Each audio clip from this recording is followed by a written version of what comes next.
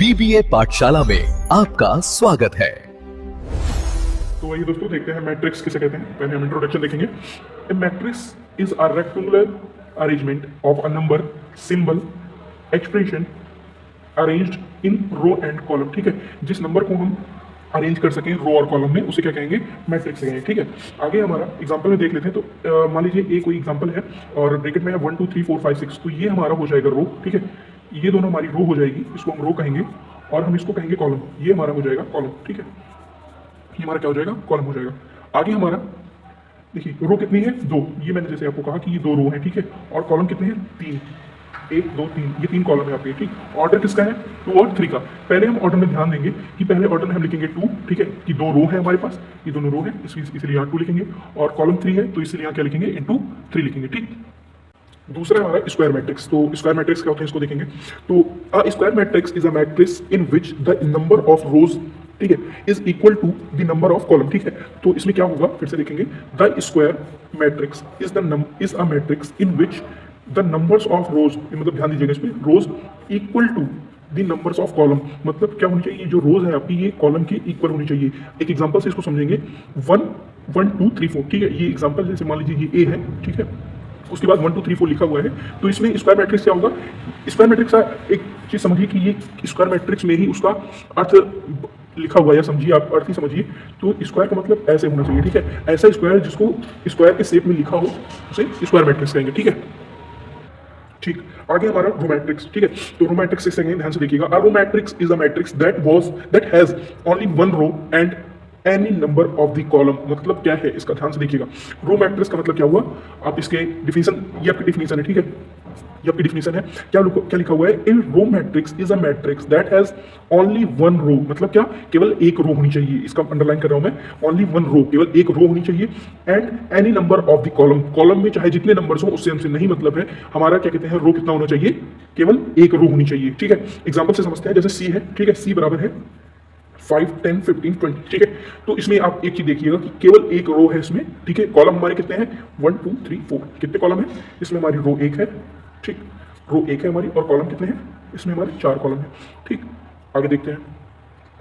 आगे हमारा column matrix. तो कॉलम मैट्रिक्स क्या है, एक column matrix is a matrix that has only one column and any number of row. जैसे कि मैंने रो में देखा था, आप लोगों ने रो में देखा था कि रो में क्या होना चाहिए, केवल एक रो होनी चाहिए, कॉलम चाहे जितने हो उससे हमसे नहीं मतलब है। ठीक, और कॉलम में क्या करेंगे हम, कॉलम में देखेंगे एक कॉलम इज अ मैट्रिक्स। ठीक, एक ऐसी मैट्रिक्स होती है, ठीक, हैज ओनली वन कॉलम, केवल एक कॉलम होना चाहिए, and many numbers of rows. Rows से कितना मतलब हमसे नहीं मतलब है। ठीक है, हमारी रो चाहे जितनी रहेगी, ठीक है, लेकिन कॉलम क्या होगा हमारा, केवल एक कॉलम रहेगा। ये हमारा एग्जांपल है 5 6 7 8, केवल एक कॉलम है। ठीक है, कॉलम केवल एक है, और रो कितनी है, 1 2 3 4, 4 रो है। एक एग्जांपल से और समझते हैं इसको। जैसे हम मान लीजिए 10 12 -6 -5। ठीक है, तो ये हो गया, ये हमारा दूसरा एग्जांपल है। तो -6 -5। ठीक, तो हमारा रो कितना है, रो केवल एक है। ठीक है, सॉरी, रो कितना है हमारा, 1 2 3 4, 4 रो है। कॉलम कितने हैं, केवल एक कॉलम है। ठीक, तो इसको क्या कहेंगे, रो मैट्रिक्स कहेंगे। आगे हमारा डायगोनल मैट्रिक्स किसे कहते हैं, तो ध्यान से देखिएगा। A diagonal matrix is a square matrix in which all elements except the main diagonal are zero. ठीक, only the element of top, left and bottom right can be non-zero. ठीक, ऐसा कॉलम या ऐसा मैट्रिक्स जो केवल top left में, ठीक, bottom में और top left bottom and right में क्या होना चाहिए, ये क्या होना चाहिए हमारा, इसमें कोई ना कोई वर्ड लिखा होना चाहिए। बाकी जीरो रहे उससे हमसे नहीं मतलब है। ठीक है, बाकी हमारा जीरो रहे उससे हमसे नहीं मतलब है। आगे फिर एक एग्जांपल और लेते हैं। जैसे यहाँ पे एग्जांपल ले लिया हम, यहाँ ले लीजिए 6 0 0 0 9 0। ठीक, उसके बाद फिर यहाँ पे 0 0, यहाँ पे ले लीजिए -2 ले लीजिए, जान लीजिए।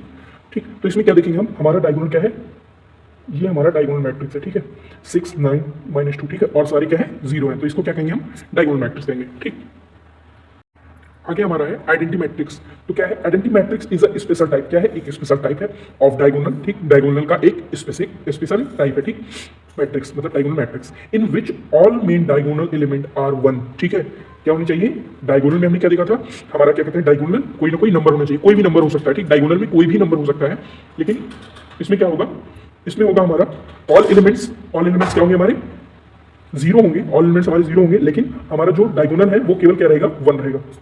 ठीक है, और ऑल एलिमेंट्स जीरो, ठीक है। मैंने अभी आपको बताया कि ऑल एलिमेंट्स क्या रहेंगे, जीरो रहेंगे, लेकिन हमारा क्या कहते हैं, वन जो है ये आपके डायगोनल शेप में आएगा। एक एग्जांपल से और समझते हैं, ठीक। जैसे यहाँ पे ले लिए 1 0 0 0 1 0 0 0 1, ठीक है। तो हमारा क्या है, ये डायगोनल शेप में क्या लिखा हुआ है, केवल 1 लिखा हुआ है। ये आप सबकी डेफिनेशन है, ठीक है। अगर आप पीडीएफ कहेंगे तो मैं पीडीएफ भेज दूंगा आपके टेलीग्राम चैनल पे। टेलीग्राम चैनल अभी मैं बायो में लिंक दे दूंगा, आप ज्वाइन हो जाइएगा, उसमें हमारे सारे पीडीएफ्स होते हैं, ठीक। आगे हमारा पार्ट 2 में हम देखेंगे कि एडिशन मैट्रिक्स में एडिशन, सब्ट्रैक्शन और मल्टीप्लिकेशन कैसे करते हैं, ठीक है। ये शायद वीडियो लंबा होने वाला है ये वीडियो, क्योंकि इसमें समझाना पड़ेगा आपको, ठीक। ये वीडियो हम शायद पार्ट 3 में लेकर आएंगे इसको, ठीक है। लेकिन पार्ट 2 में आपको एडिशन और सब्ट्रैक्शन पूरा बता देंगे हम, ठीक है। हमारे चैनल को सब्सक्राइब कर लीजिए अगर पहली बार आए हैं तो, और ऐसे ही जानकारी के लिए टेलीग्राम को ज्वाइन कर लीजिए और इंस्टाग्राम को भी ज्वाइन कर लीजिए। धन्यवाद।